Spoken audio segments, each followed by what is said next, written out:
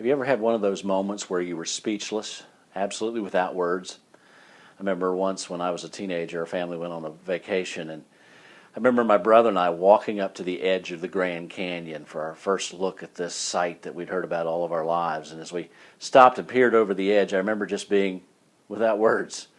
It was such an amazing sight as this vista opened up before us that I remember there was no words to describe it. There's a verse in Habakkuk 2:20 that mentions something about being speechless, and let me read it to you now. Habakkuk 2:20 says, "But the Lord is in his holy temple. Let all the earth keep silence before him." Well, to understand that verse fully, you have to understand something about the context of the book of Habakkuk.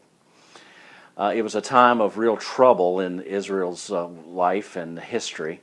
And if you want to know more, by the way, I just finished teaching all the way through the book of Habakkuk. You can access that material at calvarywv.com and click on the Study Online link and you'll get there. But the short story is this.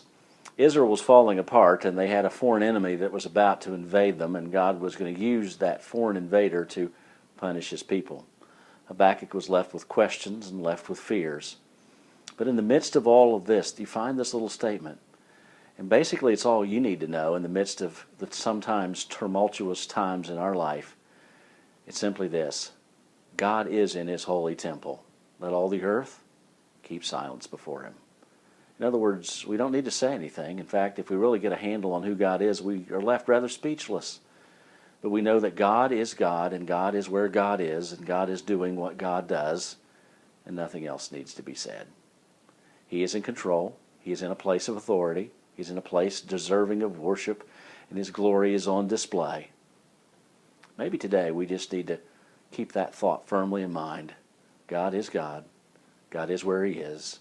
God is doing what he's doing, and we need to just be quiet before him. Hope that encourages you today, and maybe that'll get you through some difficulties you're facing in your life.